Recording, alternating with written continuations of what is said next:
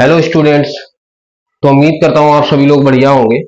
Last time पे हमारा chapter चल रहा था थर्मोडायनामिक्स, जिसका एक ही लेक्चर हुआ है अभी तक।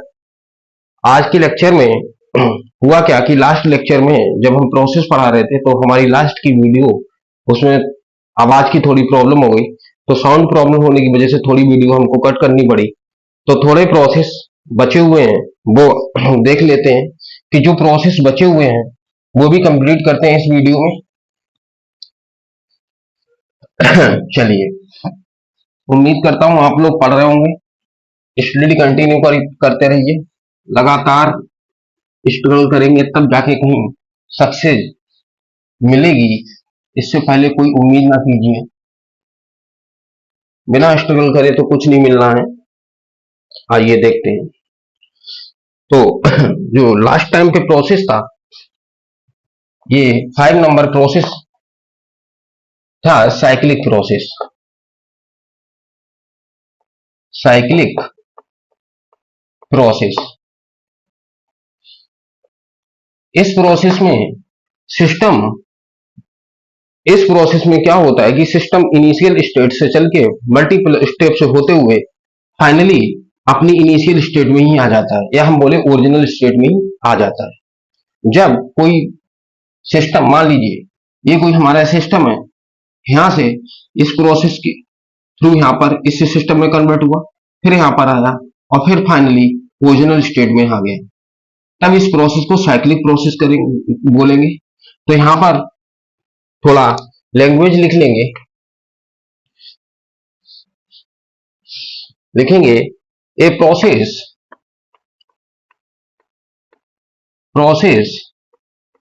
इन which system a process in which system returns return to original state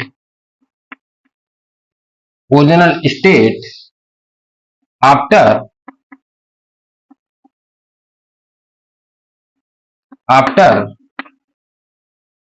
undergoing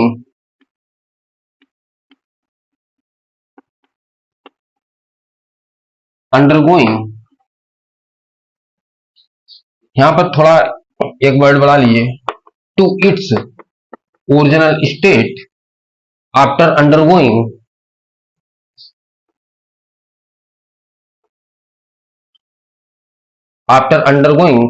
multiple series of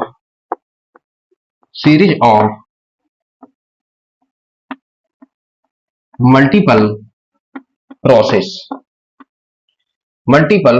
ना लिखिए, मल्टीपल स्टेप्स लिखिए, मल्टीपल स्टेप। साइक्लिक प्रोसेस के लिए अभी क्या है, मान लीजिए कोई सिस्टम इस इनिशियल स्टेट से स्टार्ट हुआ, यहां तक गया, वापस आ गया, तब ये साइक्लिक प्रोसेस नहीं माना जाएगा। साइक्लिक प्रोसेस जब माना जाएगा जब हमारा लूप का फॉर्मेशन होगा। तो हम यहां पर बोल सकते हैं cyclic process must have loop form. क्या होना चाहिए? मस्ट हैव लूप फॉर्म, या फॉर्मेशन लिख लीजिए, लूप फॉर्मेशन। तो लूप का क्या होना चाहिए? फॉर्मेशन होना चाहिए। साइक्लिक प्रोसेस को जब हम थर्मोडायनामिक्स फर्स्ट लॉ पढ़ाएंगे तब हम एक बार और पढ़ाएंगे इसको। लेकिन साइक्लिक प्रोसेस में 2 वर्ड याद रखिए, चेंज इन इंटरनल एनर्जी ये इक्वल होती है 0, चेंज इन एंथैल्पी इक्वल होगी 0। ये दोनों बात अभी के लिए हाल फिलहाल में लिख लीजिए। मैं आपको जब साइक्लिक प्रोसेस अभी एक बार और पढ़ाएंगे, थर्मोडायनामिक्स फर्स्ट लॉ अभी आपको नहीं पढ़ाया है, तब हम आपको वर्क नहीं बता सकते। यहाँ पर वर्क जब पढ़ाएंगे तब ये हम दोनों टर्म डिस्कस करेंगे वहां पर कि साइक्लिक प्रोसेस के लिए ये दोनों टर्म क्या होते हैं, जीरो होते हैं। तो ये साइक्लिक प्रोसेस उम्मीद करता हूं आप लोगों को समझ में आया होगा। लूप बनना चाहिए, ये लूप का विशेष तौर पे याद रखिएगा, ठीक है। ये समझ में आया। चलिए और आगे बढ़ते हैं। आप लोगों ने क्वेश्चन में नीट की प्रिपरेशन कर चुके होंगे या बिल्कुल फ्रेशर हैं तब तो नहीं बोल सकता हूं। यदि नीट की प्रिपरेशन थोड़ी बहुत किए हैं या थोड़े बहुत कहीं क्वेश्चन लगाए हैं थर्मोडायनामिक्स के, तब आप लोगों को वहां पर ये टर्म दिखाई देंगे। प्रोसेस प्रोसेस ही चल रहे हैं, थोड़ा इनको स्पेशल तरह से देखते हैं। एक टर्म होगा रिवर्सिबल प्रोसेस, ये रिवर्सिबल होगा। एक होगा इरिवर्सिबल।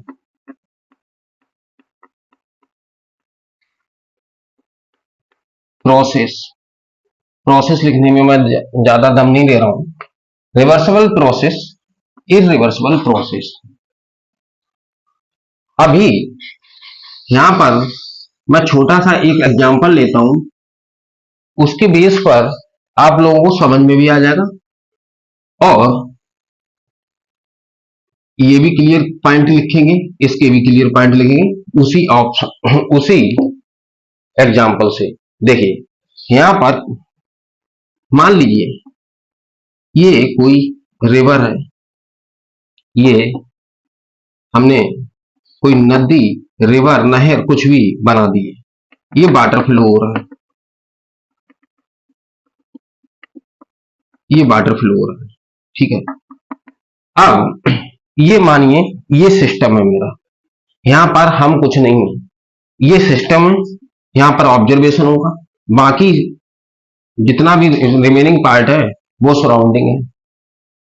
यहां पर हम चाह रहे हैं जो वाटर फ्लो हो रहा है वो रिवर्स डायरेक्शन में हो, रिवर्स ये जो वर्किंग हो रही है वो रिवर्स हो जाए। क्या ये पॉसिबल है? पॉसिबल है? नहीं है। ये पॉसिबल नहीं है तो इसको, इस रिवर्सिबल प्रोसेस को और भी नाम दिए गए हैं, imaginary imaginary process, imaginary process बोल सकते हैं, या इसी को हाइपोथेटिकल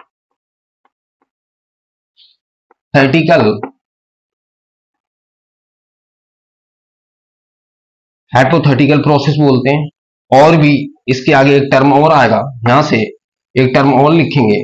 देखिए ये प्रोसेस नेचुरल तो बिल्कुल भी नहीं है। क्यों?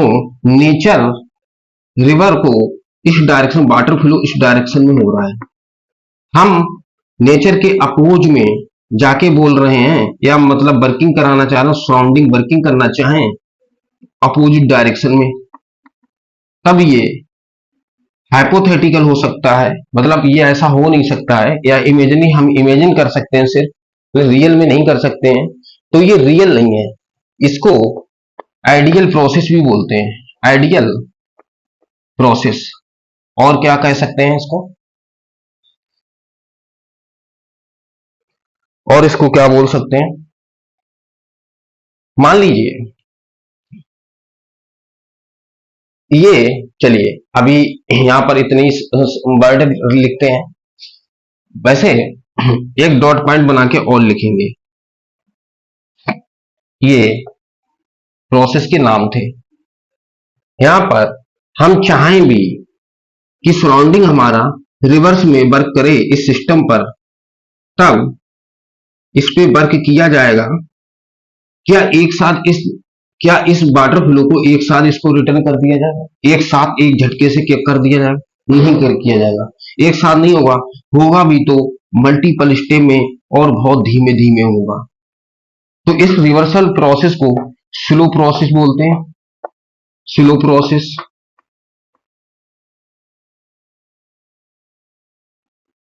Slow process and multiple step process. इसी को मल्टीपल स्टेप में करना पड़ जाएगा हमको। यहां पर ये रिवर हम बना लेते हैं। यदि हम रिवर्स में वर्क करना चाहेंगे तो ये मल्टीपल स्टेप में प्रोसेस जाएगा, तो इसको मल्टीपल स्टेप में slow process and multiple step process, इसको मल्टीपल स्टेप में प्रोसेस बोला जाएगा। और यदि हम इसके रिवर्स में सिस्टम जो नेचर है इसके रिवर्स में वर्किंग करेंगे तो यहां पर इनफाइनाइट टाइम लगेगा। टाइम पता नहीं कितना लग जाए कि रिवर को अपोजिट डायरेक्शन में फ्लो कराने के लिए। तो यहां पर लिख सकते हैं infinite time taken process, time taken process, infinite time taken process. और इस प्रोसेस को कराने के लिए, रिवर्सिबल प्रोसेस कराने के लिए वर्क हमको कितना करना पड़ेगा? सबसे ज्यादा करना पड़ेगा। क्यों? नेचर की अपोज में हम जा रहे हैं, वर्क तो मैक्सिमम लगेगा। तो यहां पर लिख सकते हैं एक डॉट पॉइंट और, वर्क ऑब्टेन्ड इज मैक्सिमम। इतनी बातें समझ में आई, इतनी बातें समझ में आई। ये रिवर्सल प्रोसेस में क्या ये प्रोसेस अपने आप से हो जाएगा? ये प्रोसेस क्या अपने आप से होगा? नहीं होगा, एनर्जी देनी पड़ेगी, वर्किंग करना पड़ेगा इस पर। तो इस प्रोसेस को हम नॉन स्पॉन्टेनियस प्रोसेस भी लिख सकते हैं। नॉन स्पॉन्टेनियस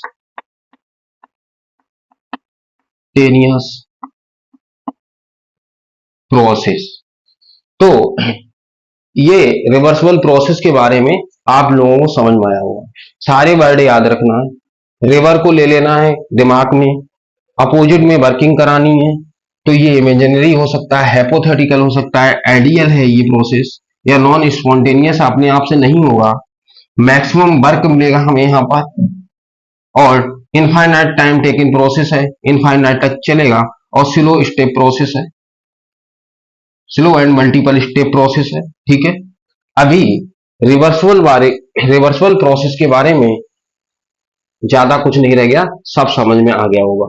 देखिए इसको यहां पर लिखें तो ये रियल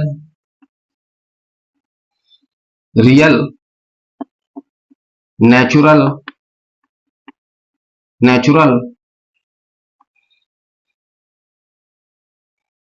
स्पॉन्टेनियस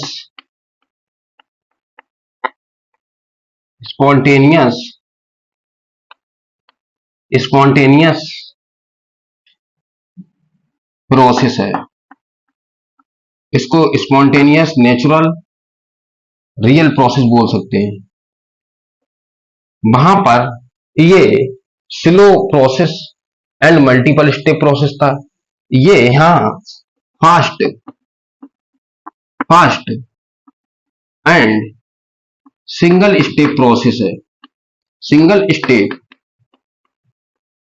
प्रोसेस, क्योंकि नेचुरली तौर पे होगा। मान लीजिए यहां पर रिवर, ये वाटर फ्लो इसी डायरेक्शन में हमको वर्क कराना है, सिस्टम पर करना है, तब तो कोई टेंशन ही नहीं है, अपने आप से होगा। और हमें कम से कम वर्क करना पड़ेगा, मिनिमम वर्क मिलेगा यहां से। तो ये पॉइंट हुआ। टाइम टेकिंग एक फाइनाइट टाइम में कंप्लीट हो जाएगा, finite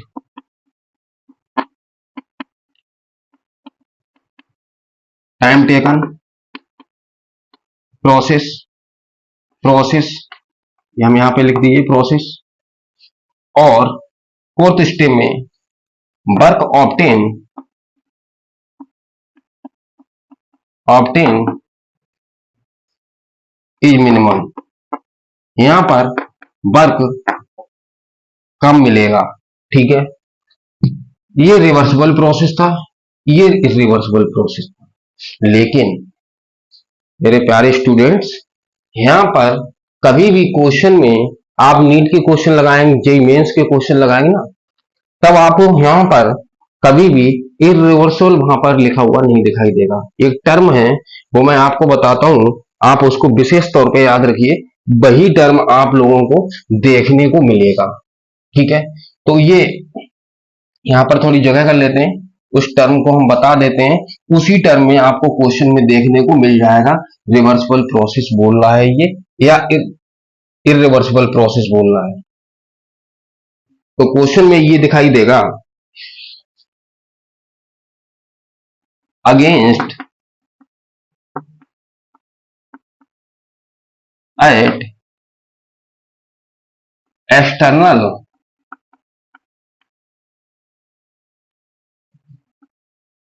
constant pressure, against a at external constant pressure, ये आप अपने दिमाग में छाप लीजिए। Against at external constant pressure, ये क्वेश्चन में वर्ड आप दिखे, आप इरिवर्सिबल के बारे में बात करेंगे। रिवर्सिबल प्रोसेस में तो बिल्कुल क्लियर कट दिखाई देगा रिवर्सिबल बोल रहा है, बट इरिवर्सिबल कभी भी लिख के नहीं देगा। क्वेश्चन में ये टर्म आपको नजर आएगा वहां पर।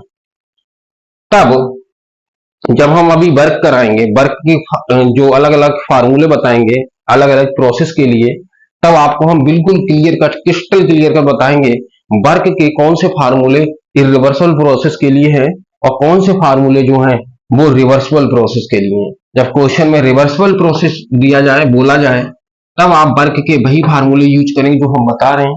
और अगेंस्ट एट एक्सटर्नल प्रेशर है, तब आप इन फार्मूलों के बारे में नहीं सोचेंगे। ये मैंने आपको प्रोसेस बताए, चार चार डॉट पॉइंट है, इनमें आप याद करने के लिए वैसे कुछ भी नहीं है, याद कुछ नहीं है करना है। आप अपने माइंड में केवल रिवर्स को फ्लो कराओ, वाटर रिवर्स में वाटर फ्लो कराओ, एक नेचुरल तौर पे, एक अपोजिट रिवर्स करके, मतलब रिवर्सिबल उसका नाम ही है रिवर्सिबल प्रोसेस, है ना, तो रिवर्स करके। चलिए एक स्टेप आगे बढ़ते हैं। आप लोगों को जो बेसिक तौर पे बायोलॉजी के बच्चे हैं, उनको ये थर्मोडायनामिक्स बहुत टफ लगता है, कठिन लगता है, उनको समझ में जल्दी आता नहीं है ये चैप्टर। चलिए हम बताते हैं कैसे समझ में नहीं आता। देखिए यहां पर आप लोगों को थर्मोडायनेमिक्स में ये टर्म आप लोगों को देखने को मिलेंगे, delta E, delta H, delta S और डेल्टा जी। ये टर्म आप लोगों को देखने के लिए मिलेंगे एग्जाम में, क्वेश्चन में, पेपर में, थ्योरी में। ये आपको टर्म, लॉ जो thermodynamics law first second third law है ना, वो कोई दिक्कत नहीं है, वो तो हम बिल्कुल आराम से आपको समझा देंगे। दिक्कत आती है यहाँ पर ये सब क्या लिखा हुआ है, वर्क भी समझ में आता है बट इनमें दिक्कत आ जाती है। तो इनको जो बोलते हैं चेंज इन इंटरनल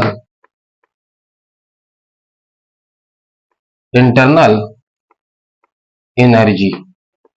देखिए इसको चेंज इन एंथैल्पी बोलते हैं। एंथैल्पी का मतलब होता है एनर्जी ही है, या हम इसको हीट बोल सकते हैं, बट हीट जो बोलते हैं वो फिजिक्स की भाषा में बोलते हैं। हम यहाँ पर चेंज इन एंथैल्पी केमिस्ट्री की भाषा है, तो इसको हम बोल सकते हैं चेंज इन एंथैल्पी, और इसको बोलते हैं एंट्रोपी। किसी सिस्टम का डिसऑर्डर, मतलब किसी सिस्टम का डिसऑर्डर, मतलब वो डिसऑर्डर रैंडमनेस, चलता है हाथ पैर हिला रहा है तो वो उसको डिसऑर्डर बोलते हैं। जैसे हम ही हैं, हम ओपन सिस्टम है, आप ओपन सिस्टम है, हम लोग चल रहे हैं फिर रहे हैं, हमारे अंदर रैंडमनेस है, डिसऑर्डर है एक, हम चल घूम फिर रहे हैं, तो उसी को बोलते हैं एंट्रोपी। तो चेंज इन एंट्रोपी, एंट्रोपी, इसको चेंज इन एंट्रोपी बोलेंगे। और ये जो है इसको गिब्स फ्री एनर्जी बोलते हैं, गिब्स फ्री एनर्जी, या change in Gibbs free energy, change इन लगा सकते हैं एनर्जी। ठीक है, ये गिब्स फ्री एनर्जी क्या होता है? ये जो है ना सिस्टम की, ये टोटल 4 टर्म, ये सभी सिस्टम की एनर्जी है। ये समझ लीजिए ये सभी सिस्टम की क्या है? एनर्जी है। ये जो एनर्जी है सिस्टम की, इसको अभी हम इसी को पढ़ाएंगे। ये टर्म हम एक एक करके सबको डिटेल में बताएंगे, तब आप लोगों को समझ में आ जाएगा कि ये एंट्रोपी क्या होती है, change in enthalpy and gives free energy. तो सबसे पहले हेडिंग डालेंगे change in internal energy. Thermodynamic first law पढ़ने से पहले चेंज इन इंटरनल एनर्जी को खत्म करना पड़ेगा, क्योंकि उसमें change in energy, internal energy term आ रहा है। तो लिखेंगे change in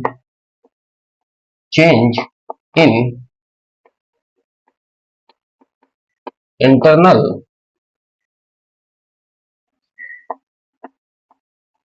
energy. Change in internal energy. अभी हम देखेंगे कि मान लीजिए कोई एक सिस्टम है, इसको डेल्टा ई से लिखते हैं, और कहीं कहीं डेल्टा यू भी मिलेगा भैया देखने को, स्टूडेंट्स कहीं पर डेल्टा यू भी देखने के लिए मिला, डेल्टा ई, आप लोग बात एक ही है समझ लो। ठीक है, यहां पर है इस सिस्टम में कोई है गैस, और गैस पार्टिकल में, और यहां पर जब भी हम सिस्टम बनाएंगे ये वेटलेस, फ्रिक्शनलेस, मूवेबल पिस्टन बनाएंगे। जब भी बनाएंगे गैस को रोक के रखने के लिए पिस्टन तो लगाना पड़ेगा ना, गैस तो उसका नेचर है फ्री स्पेस में जाना, तो फ्री स्पेस मिलेगा चली जाएगी। इन पार्टिकल्स के पास kinetic energy, potential energy, rotational energy, काफी ढेर सारी एनर्जी है। हम एनर्जी की बात करें तो क्या क्या एनर्जी हो सकती है? इक्वल रोटेशनल एनर्जी हो सकती है, रोटेशनल, प्लस पोटेंशियल एनर्जी होती है। फार्मूला बताया था आप लोगों को पोटेंशियल एनर्जी का, गैसियस पार्टिकल के, प्लस काइनेटिक एनर्जी भी होती है, ये भी हम बताए थे। ठीक है, अब एस सो ऑन, बहुत सारी एनर्जी आ जाएंगी, rotational, vibrational, potential, kinetic. Vibrational भी लिखना चाहें तो लिख दीजिए, वाइब्रेशनल एनर्जी, वाइब्रेशनल, है ना। तो ये बहुत सारी एनर्जी आ जाएंगी। इन सभी का जो सम होता है इसको हम बोलते हैं sum of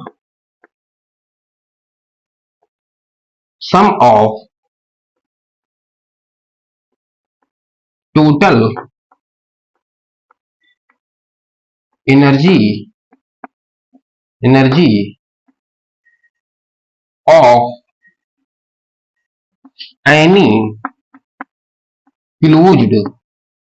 any closed system, closed system, या हम इसको ऐसे भी बोल सकते हैं, शॉर्ट में अगर बोलना चाहें कि ये इंटरनल एनर्जी क्या है तो हम बोल सकते हैं total energy of closed system, closed system. Close system की जो टोटल एनर्जी होगी उसको हम इंटरनल एनर्जी बोलते हैं। इतनी बात समझ में आई, इतनी सी बात समझ में आई। क्लोज्ड सिस्टम की total energy delta sorry delta नहीं बोलेंगे, अभी ई बोल रहे हैं, डेल्टा अभी बाद में आएगा, चेंज की बात तो हम अभी कर ही नहीं रहे हैं। ठीक है, ठीक है, टोटल आ गया समझ में। क्लोज्ड सिस्टम की टोटल एनर्जी, ओपन सिस्टम की टोटल एनर्जी भी होती है, और वो एनर्जी सभी आएंगी। आप याद रखना, जो ई है इंटरनल एनर्जी है, वही हमारी क्लोज्ड सिस्टम की टोटल एनर्जी है।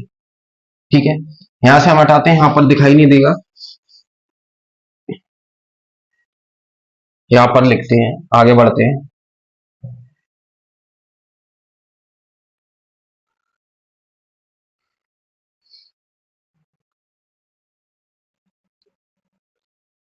डॉट पॉइंट आएगा। हम लोगों ने अभी लास्ट लेक्चर में फंक्शन पढ़े, thermodynamic function, state function and path function. Path function, ये दो फंक्शन देखे थे। ये जो हमने वहां पे एग्जांपल में लिखाया भी था, internal energy, internal energy is a state function, state function. Change in, बार बार हम चेंज बोल देते हैं क्योंकि हमें चेंज ही पढ़ना है। इंटरनल एनर्जी को आपके पाथ से कोई लेना देना नहीं। मैंने बोला था स्टेट फंक्शन किसको बोलते हैं, इनिशियल एंड फाइनल स्टेप से जिसको लेना देना होता है उसको बोलते हैं स्टेट फंक्शन। पाथ, किस पाथ से वहां पर हम पहुंचे हैं, पाथ से लेना देना नहीं है। हम वहां पहुंचे हैं और कहां से गए थे उससे मतलब है। ठीक है, इनिशियल एंड फाइनल स्टेट से लेना देना रहेगा, क्योंकि ये क्या है हमारा। और बात करते हैं, ये एक्सटेंसिव प्रॉपर्टी है। हमने प्रॉपर्टी भी बताई थी आप लोगों को, extensive, extensive property and intensive property, intensive property, ये आप लोगों को बताया था, इनके एग्जाम्पल बताए थे। तो याद ना रहा हो तो मैं एक बार फिर से आप लोगों को रिवाइज कराना चाहेंगे। इंटेंसिव प्रॉपर्टी के बारे में हम बता देते हैं, बाकी बची हुई एक्सटेंसिव प्रॉपर्टी हो जाएंगी, है ना। इंटेंसिव प्रॉपर्टी हमने बताई थी, सबसे पहले तो मैंने डेंसिटी बताया था, डेंसिटी, डेंसिटी को बोला था। फिर यहीं पे मैंने कंसंट्रेशन बोला था, एंड यहीं पे मैंने EMF of cell, EMF of standard cell, ये बताया था, इलेक्ट्रोकेमिस्ट्री में पढ़ते हैं इसको। और फिर मैंने टीपी स्क्वायर बताया था, हम हटा देंगे बाद में, अभी यहां पे देख लेते हैं टीपी स्क्वायर क्या था। टी से हमारा टेम्परेचर था, और जो एक पी है इससे मेरा प्रेशर था, और ये जो सेकंड पी है इससे हमने फिजिक्स लिख दिया था, फिजिक्स। और फिजिक्स में जो टर्म आए थे वो तीन टर्म थे। हमारा सरफेस टेंशन था, सरफेस टेंशन रिवाइज करा रहे हैं, सरफेस टेंशन, और विस्कोसिटी, विस्कोसिटी था, विस्कोसिटी, और ये रिफ्रैक्टिव इंडेक्स था, रिफ्रैक्टिव इंडेक्स, यहां पर मैंने लिख दिया था रिफ्रैक्टिव, इसको आरआई बोलते हैं। और ये क्या कहते हैं, लाइट चैप्टर में मतलब ऑप्टिकल में पढ़ते हैं इसको, रिफ्रैक्टिव इंडेक्स। तो ये इंटेंसिव प्रॉपर्टी थी। क्या ये एनर्जी इंटेंसिव प्रॉपर्टी में आई? नहीं है। तो ये एनर्जी मैंने बोला था, जितनी भी एनर्जी है, हीट है, आप ले जाके एक्सटेंसिव प्रॉपर्टी में रखिए और स्पेसिफिक हीट को छोड़ दीजिए। स्पेसिफिक हीट आएगी तब आप बात करेंगे इंटेंसिव की। तो इट इज ए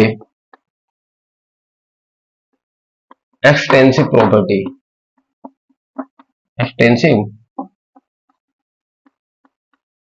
प्रॉपर्टी, ये समझ में आया? ठीक है, अभी बात करते हैं। देखिए, किसी भी सिस्टम की एब्सोल्यूट इंटरनल एनर्जी की वैल्यू निकालना पॉसिबल नहीं होता है।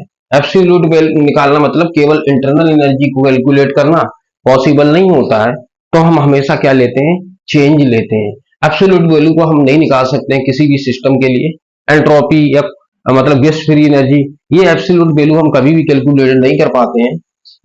ये always calculate change in internal energy, absolute value कभी भी कैलकुलेट नहीं कर पाएंगे। तो हम लिख सकते हैं we can always calculate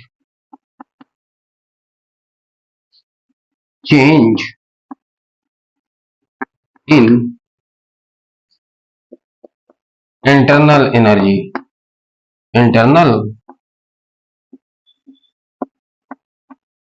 internal energy. तो इसको हम डेल्टा ई से लिखते हैं, because absolute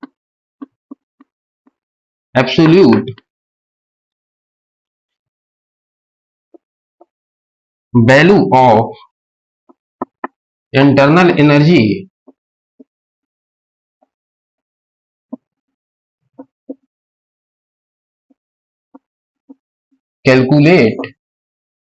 calculation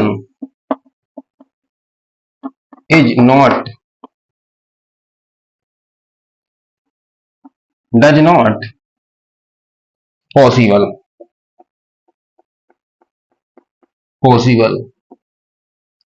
does not possible। इतना समझ में आया? ये हमारे कुछ पॉइंट थे इंटरनल एनर्जी को लेके। आपको इंटरनल एनर्जी समझ में आई होगी, और इसको हम हमेशा चेंज इन इंटरनल एनर्जी में कैलकुलेट करते हैं। कभी भी हम एब्सोल्यूट वैल्यू को कैलकुलेट नहीं कर पाएंगे, या हम नहीं कर पाएंगे। ठीक है, क्यों नहीं कर पाएंगे ये भी हम बता देंगे। अभी आगे थर्मोडायनामिक्स लॉ पढ़ेंगे तब हम आप लोगों को बताएंगे। और ये ध्यान रखना, ये पूछ लिया जाता है, क्वेश्चन आ जाएगा कि एक्सटेंसिव प्रॉपर्टी इंटरनल एनर्जी या स्टेट फंक्शन है, तो ये विशेष तौर पे ये दोनों पॉइंट याद रखने की जरूरत है। और इंटरनल एनर्जी किसको बोलते हैं? Total energy of closed system. कोई पूछे कि इंटरनल एनर्जी क्या है ये, तो क्लोज्ड सिस्टम की टोटल एनर्जी को बोलेंगे इंटरनल एनर्जी। इतनी बात समझ में आई? चलिए अब समझेंगे। यहां पर देखिए यहां पर ये कोई सिस्टम है, ठीक है, और फ्रिक्शनलेस वेटलेस मूवेबल पिस्टन लगा दिए। ये हमें लगाना ही रहेगा, ये सिस्टम है। हम मानते हैं इसकी एनर्जी, अभी हम टोटल एनर्जी क्लोज सिस्टम की बात कर रहे हैं, हम केवल कंसीडर कर रहे हैं कि T1 है, और हमने इस सिस्टम में क्यों हीट सप्लाई की।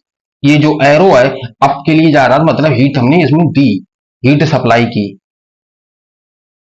जब मैंने हीट सप्लाई की तब ये यहां पर पिस्टन मूवेबल है, तो एक्सपेंशन हो जाएगा, थोड़ा ऊपर साइड में पिस्टन खिसक जाएगी, और ये यहां पर एक्सपेंशन हुआ, और इसकी change in internal energy E2 हो गई। Change in internal energy E2 आ गई। समझ में आया? ये E2 change in internal energy, ये E2 इन दोनों के इक्वल होगी। इसमें जो इंटरनल एनर्जी चेंज हुई इन दोनों की इक्वल होगी। ठीक है, अभी क्या हम ये लिख सकते हैं E2 equal Q plus E1 ये लिख सकते हैं, कोई दिक्कत नहीं है। ये भाई जो चेंज हुआ है ना, इसका E2 इन दोनों के इक्वल होगी। ये हीट हमने दी, ये इंटरनल एनर्जी पहले से थी, हमने वही लिखा। E1 को इधर लाएंगे तो E2 माइनस E1 इक्वल ये Q हो जाएगा। ये Q हो जाएगा। तो हम यहां से ये देखिए, यहां पर delta E equal heat energy बोल सकते हैं, change in energy of a closed system equal to heat energy, ये Q है। अभी यहां पर नेक्स्ट क्लास में आप लोगों को बताएंगे, ये पॉइंट बहुत इंपॉर्टेंट है, ये पॉइंट बहुत इंपॉर्टेंट है।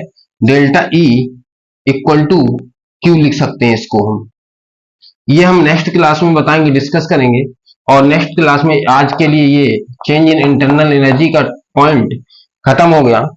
अब change in energy, internal energy always different different process में कैलकुलेट किया करेंगे। आपको ये जानना नहीं रहेगा, ये बेसिक टर्म था, मैंने बेसिक बात बताई कि चेंज इन इंटरनल एनर्जी होता क्या है, किसी भी सिस्टम का चेंज इन इंटरनल एनर्जी क्या होती है। तो मैंने आज के लिए यहीं पे छोड़ते हैं इसको, और नेक्स्ट क्लास में, अभी मन तो ये कर रहा है अभी सारे टर्म एक ही बार में डिस्कस कर दूं, लेकिन बहुत लंबा वीडियो हो जाएगा, इसलिए नेक्स्ट क्लास में देखते हैं। आज के लिए इतना ही रखते हैं। उम्मीद करता हूं आप लोग स्टडी कर रहे होंगे और क्लासेस समझ में आ रही होंगी। यदि कोई क्लास आप करते हैं वीडियो में और कहीं पे आपको डाउट है किसी चीज को लेके, या कोई पॉइंट आपके समझ में नहीं आ रहा है, तो उसमें कोई टेंशन की बात नहीं है। आप कमेंट में बताइए कि सर ये जो पॉइंट यहाँ पर है हमारे समझ में नहीं आया, या तो हम उसको दोबारा डिस्कस करके वीडियो बनाएंगे, या फिर कमेंट में पॉसिबल हुआ तो हम कमेंट में आपको रिप्लाई जरूर देंगे। चलिए आज के लिए इतना रखते हैं। Thank you very much.